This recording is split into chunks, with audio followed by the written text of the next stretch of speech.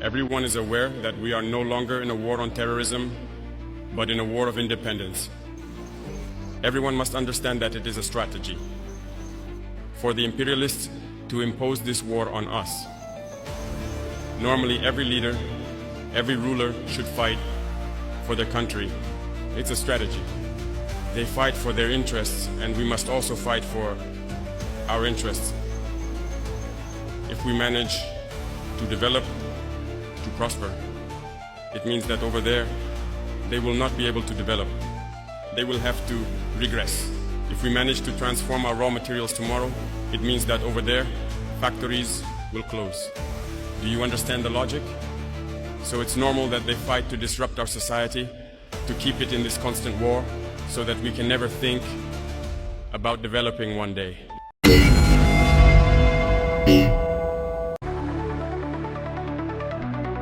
Daily Buzz GH.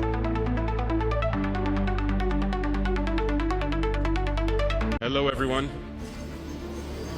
I must admit that it is a real pleasure to be here this morning, to have this moment of exchange with you, to share the human warmth of our brothers, sisters, fathers and mothers from the Central Plateau region. I would like us to pay a vibrant tribute to those who are fighting on the front lines, who allow us to gather here, to exchange and to see the prospects for our homeland. I would like us to observe a minute of silence in memory of those who have lost their lives in this battle.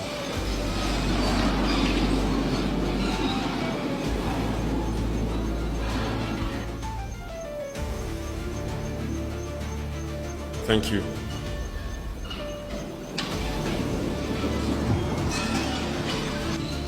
It has been almost 10 years that we have been in this war situation, and I think you are following the developments as they happen.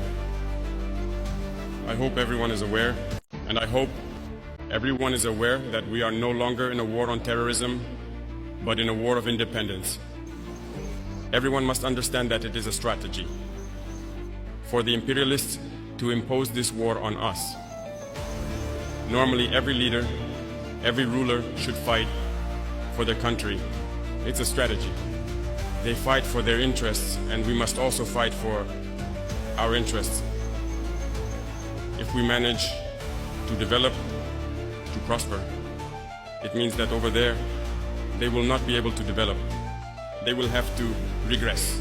If we manage to transform our raw materials tomorrow, it means that over there, factories will close. Do you understand the logic? So it's normal that they fight to disrupt our society, to keep it in this constant war, so that we can never think about developing one day. And then they will continue to develop, while we will still be here exporting our raw materials to them and our youth, suffering in poverty, trying to cross the ocean, to go beg over there. So, they are in their logic of protecting their interests, in the wrong way certainly, but our duty is to fight to free ourselves and get out of this situation. That is why I will take advantage of this blessed month, where Christians and Muslims come together, a month of fasting. Wanna to wish everyone a good month of fasting, and may God answer everyone's prayers. Also, may everyone at their own level truly take advantage of this month to change their paradigm towards their neighbors and everything that surrounds us. I hope that religious leaders here in Burkina Faso will also take advantage of this month to preach. Well, I would say the good word, to preach to those, the lost ones who hold weapons in the bush and kill because some kill, and they think they are killing in the name of religion. Religious leaders must therefore come together to make many declarations, many sermons. Religious leaders must therefore make many statements and sermons together to make them understand that this is not about religion. Why do I say this? Because I think many of you have brothers or sisters who are FDS, who are in the bush. It is almost impossible today to take a terrorist base and not find Quranic books or other things. That means that, so I think that through words you can reach them. Many statements and sermons must be made to make them understand that this is not Islam. It is anything but Islam. We have never had any killings, and we will go even further. We will soon ask the leaders of Islam from all over the world as well to join us in this fight, to make clear and frank statements, to invite all those who are there to kill in the name of Islam, that this is not Islam. Normally it is a religion of peace, solidarity, and mutual aid. There is no reason for someone to kill in the name of Islam, and for us not to be able to say that they are on the wrong path. Someone kills in the name of Islam, and we cannot say that he is on the wrong path. Several operations are underway. There are areas abandoned for several years that we have reclaimed. We are in the consolidation phase, and we continue our maneuvers up to our borders. In a few days, you will of course be informed of everything that has been recovered, and we will establish ourselves in these areas permanently. We will not retreat, we will reclaim all of our territory. And this will happen then. This will happen progressively. There may be regions that today that seem not to witness certain actions, but war is an evolving process. We will completely clear out areas and gradually move in, tightening the noose on these people. As I said, they only have two choices: either understand the message and return to the homeland, or they will disappear. Disappear. It's up to them to choose. In this battle we are fighting today, the most dangerous is the communication war. And I think this is not the first time, and today I think the Burkinabés, the Africans, must have understood. What is the communication war? Unfortunately or fortunately for us, imperialism, as Thomas Sankara said, is a poor student. A very poor student, because no matter how much you chase it out of the classroom, it will come back with the same methods. It cannot change. And often, it becomes ridiculous. When you look at the imperialist media today, you see what they publish. They use the same method to set Rwanda on fire, the same method to destroy Sudan, the same method to destroy Africa. It will not work. And today, I think you are well aware, they are very skilled at manipulating information, creating falsehoods all around. And mind you, these same media, I say it loud and clear today, especially Jeune Afrique, courted us at the very beginning of 2022-2023. They went through several channels to approach us, to make us pay and clean up our image, as they say. We refused. They cannot deny it because we have the evidence with us. They sent people. That's how they operate. And many heads of state fall into their trap. They pay money every month for articles to be published to clean up their image. No, it's dangerous. They only live off that. You pay the money, they lie. There you go. They have your image. You refuse, they lie to destroy your image. But all of Africa must be informed. And if Africans want to progress, they need to stop listening to these deceitful media. Because as long as you keep listening to false information, it eventually becomes a reality. And it's very dangerous for us. Disinformation is rampant. At our level, we experience this every day. And I always tell people to be very careful. All this is to divide and conquer. So, each damn person, each group must be able to perceive, the maneuvers of imperialism to advise one another, and together we remain united to build our country. That is our mission. And we are going to build Burkina Faso. Burkina Faso will become something they never dreamed of seeing. Africa must wake up. Africa must leave this situation of conflict. We have been manipulated enough. We have been set against each other enough to be plundered. Today in Burkina Faso, they are certain terrorism is almost over. What needs to be done? Either create a rebellion or start a civil war. That's it. And they are maneuvering for that. We are waiting for them. And everyone at their level must be careful. Because if people allow themselves to be manipulated, they will be lined up. They will be ignited like the others too. Manipulation must not succeed. We have a goal to achieve, and we will achieve the goal. This is the mission currently assigned to us. And I will therefore invite everyone to take this into consideration, because imperialism has many faces.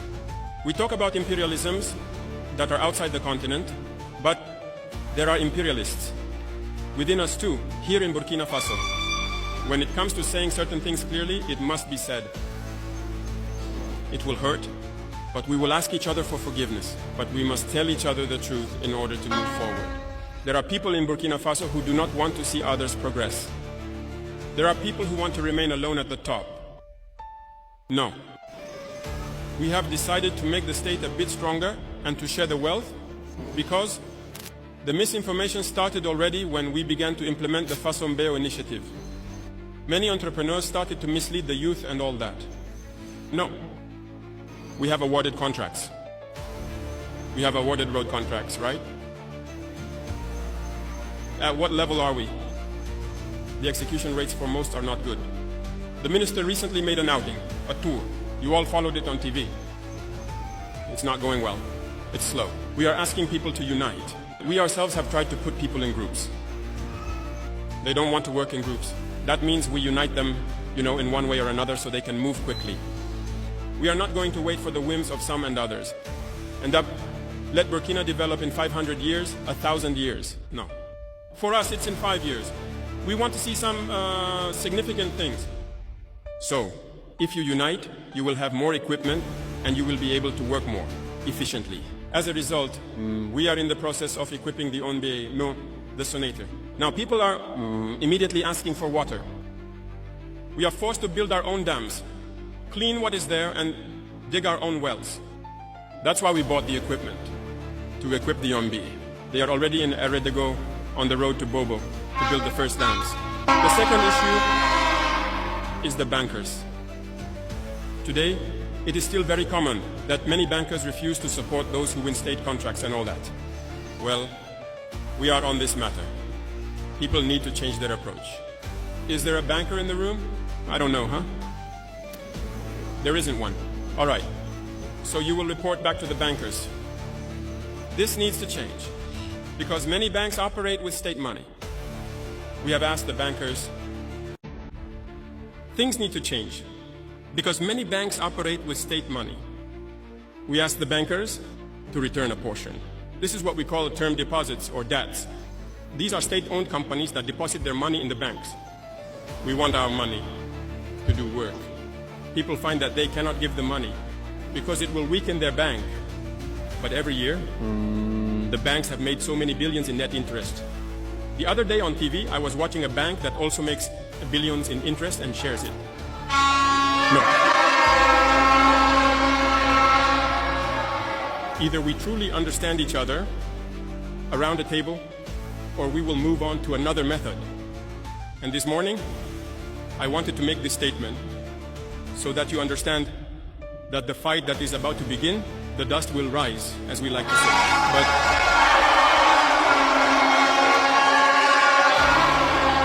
you yourself, you need to be careful, because it's the same ones who will go behind you to spread misinformation, to create lies and lead people away from what is essential. There are already some who are trying. We see many people making videos to clean up the images of certain individuals and all that. Be careful. There are many small businesses closing because they can't afford to pay employees' salaries and all that. They have invoices submitted to the treasury and we can't pay them. That's it. We're told to give a part of our money to the bank. We will pay these businesses so they can operate. And people are thinking with the money. Do you think we can just leave it like that? The domestic debt, we are going to pay that. By the end of this month, the money will come in. We only asked for a percentage. It's not even all the money we want to withdraw. It's a percentage that we asked for to do it. And it requires a lot of thought. Some banks have responded. Congratulations to them. But most banks have not transferred the money until today. This is a message I wanted to send to them. We said the end of March. It's the end of March. If by the end of March, the 25% is not there, we will move on to something else. You have been warned, and the manipulation must not continue, because it is generally those who fall victim to this are the poorest segments of the country. He works in a small company, he might have his 50,000, his 100,000 per month. His boss has submitted invoices to the treasury, but he can't get any money. He will lose his job, his whole family suffers, while others are making billions in interest per month or per year. No, this is not going to work. So we need to prepare. This is another front that is opening.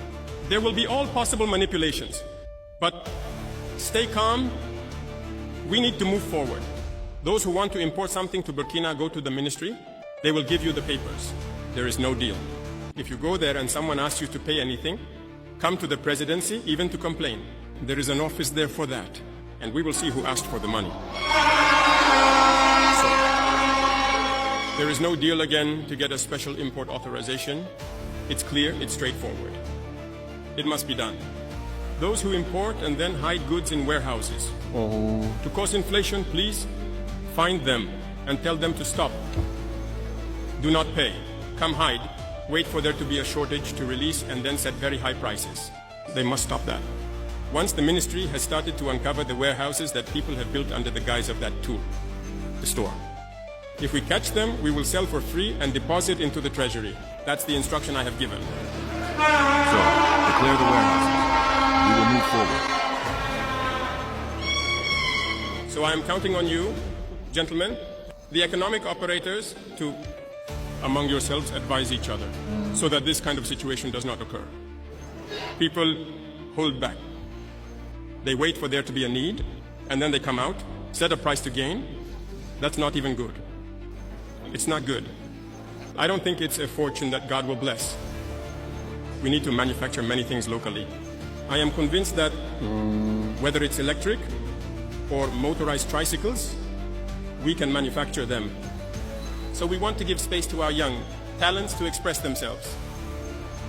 In fact, we are in the process of wanting to build a large center where we will bring people in and support them to set up. And these are people who will see everything we consume daily. What can we manufacture in Burkina? And I know there are talents all over Burkina. The application will be launched soon for young talents to register. In that center, we will do everything possible to have all the necessary machinery and mentor the youth. There, if they finish, they can go out and create something. If they entrust it to God, we will set up a leather unit in the Kaya area to transform many things on site ourselves and create everything we need. As long as we don't reach this stage, we will continue to pay. Paid outside, our wealth will not benefit us. We need to change the paradigm right now. That's where the jobs are. That's where people will work, and that's our true independence. The last point concerns our comrades, students and pupils who have many grievances. In any case, I can assure you that we are aware of all your problems. We will build university campuses and even address issues of restaurants, intermediate scholarships. All these are problems we are aware of. But it's little by little. We cannot solve this immediately. You already have the construction of the campus here, right? The administrative building. We hope that next year or later, we will launch the university campuses, expand the capacity of university restaurants, increase the number of meals, and finally address the issue of scholarships. Because we are currently working to control military expenses in order to invest in our education, because education is the key. So we have not forgotten all these mentioned problems. I was even talking about the laboratories with the minister. I said to find a standard, a certain number of minimum equipment, and we will build laboratories worthy of those in our universities. Because people will come to pursue a scientific field and then graduate. Even a microscope, they couldn't look at a plant cell under the microscope. That's not possible. Yes, we all took scientific courses. To access the small laboratories, you enter if there are only 7 or 8 microscopes. Maybe not all of them even work. Not everyone can have access. That's the reality. It's always like that. So he is working on that. We want to create model laboratories in many of our universities. You cannot come and not be able to access a certain minimum of scientific laboratory equipment to conduct your tests and familiarize yourself. It's in this that we can create. If we haven't developed this laboratory aspect, we are creating theorists. I was surprised to learn that even at the level of our researchers, there is no scanning electron microscope in Burkina. Since Burkina has existed, there hasn't been one. I asked the minister, how do you conduct research then? We are forced to go abroad, to rent laboratories, paying money to do it. While the scanning electron microscope, I don't think it costs $1 billion. How can we not do it? Currently, we are in the process of purchasing it to install in Burkina so that we can do everything here on site. So I hope that by then, all of this will be operational and that it can benefit even the students, researchers, and scientists to advance in their research. The computer rooms and everything that follows. We will see everything that is possible. The ministry itself had already initiated the acquisition of a certain number of computers so that the students can have well-equipped rooms. And it's done with the Burkinabe, right? It's a Burkinabe unit that manufactures computers. So we made an agreement last time to be able to purchase a lot of equipment from him and equip our university centers. And you will normally have access to these rooms so that you can conduct your research. And the internet, I think, is improving in many universities. The internet is now available for research. We can move quickly and efficiently in both war and development. We have faith. We never lose hope. We are truly very confident. And as long as we see you motivated and mobilized, that's our fuel. We never get tired. We will continue to move forward in that direction. I was telling all the ministers to tighten their belts. Since we've been here, there are no government holidays. We work 24/7. The LT is the same. There are no vacations for deputies to go rest in the village. We must work 24/7, 12 months a year. We are in this rhythm. As long as the soldiers at the front have no rest, there is no reason for us to rest behind. I therefore invite the entire administration to fall in line here to support the active forces in everything they do. I think that little by little there is progress. We see many changes in behavior. We need to completely change the situation. Burkina Faso is a reference, and we must keep the torch held high.